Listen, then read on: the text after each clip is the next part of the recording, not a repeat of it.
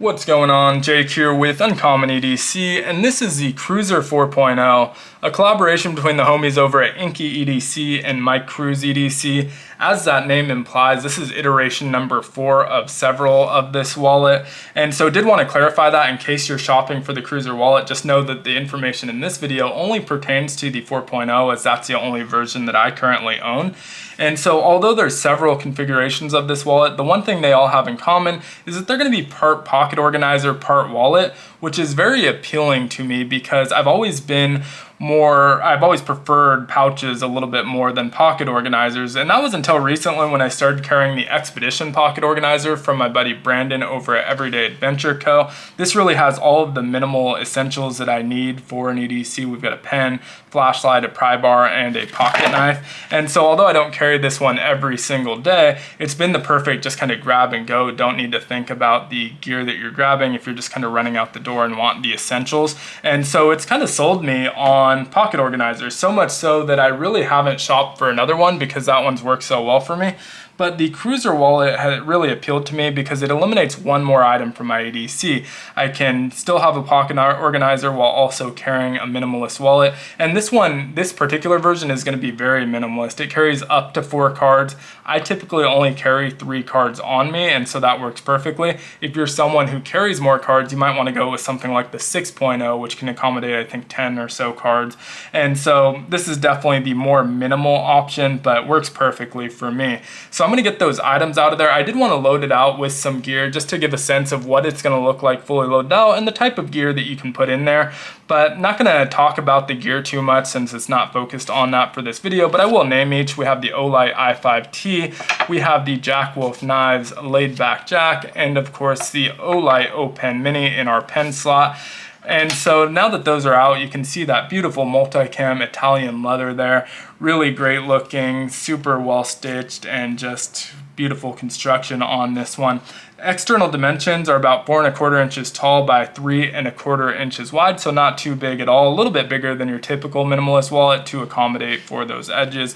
But you can see we have this elastic loop running across the center. We have the pen loop on the side that protrudes off the side a little bit, as you can see. And then you have these 2 loops. The elastic itself is about 1 inch tall, and these sections are about 1.5 inches wide each. And so that's going to mean you can put stuff just a little bit over 1 inch wide or so there pretty comfortably. As you get wider, you're really going to be pushing the limits of that elastic, but you can probably squeeze it in there since elastic does stretch quite well. We have our InkyEDC stamp there in the bottom right hand corner, and do keep in mind each of these is going to look a little bit different. Even from the 4.0s, or make these in several materials. I picked this one up through a lotto that I won in the Facebook group, which gave me the ability to purchase this for $110. Pricing is going to vary based on the materials and which version you're getting. So if you're getting something with like a more exotic leather, for example, you may see that price creep up, but that kind of gives you a baseline of what these items cost.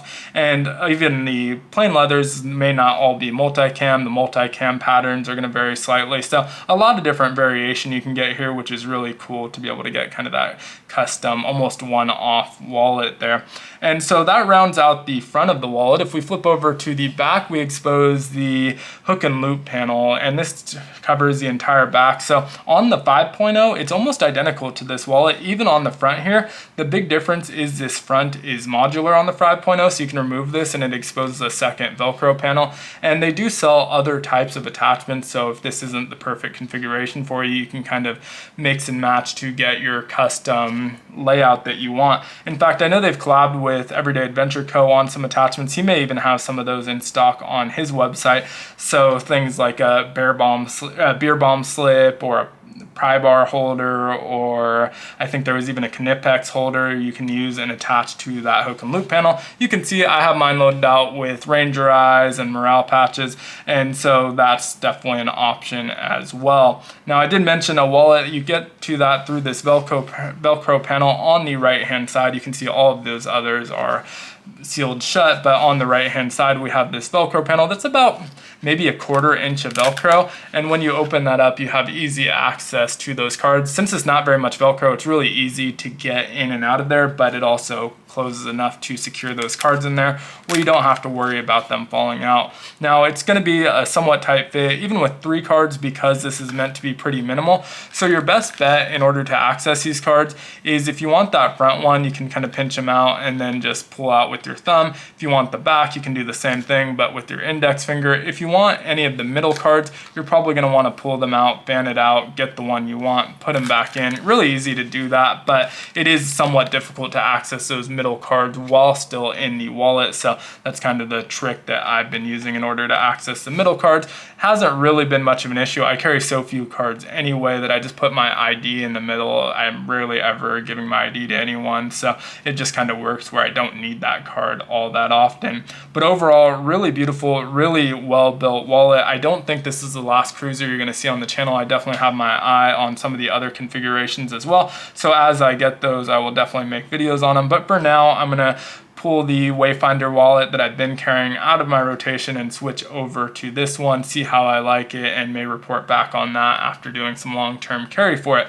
Would love to hear your thoughts on this one down in the comments. I will put links to all of these guys down in the description, but do keep in mind it's a small company, so they drop what they can produce, but those are going to be smaller numbers. They happen to be very photogenic, so they're pretty popular on Instagram. Those drops sell out quickly. They're not impossible to get by any means, but you do need to be, I guess, intentional if you're trying to pick these up because they're not perpetually in stock like something that's going to be mass produced. But again, would love to hear your thoughts on it down in the comments. As usual, if you enjoyed the video, consider liking, commenting, subscribing, or joining the channel as a member. I am putting out weekly content for member exclusive videos, so definitely check that out if you're interested. All of those options help the channel a lot though. And as usual, hope you have a great one and take care.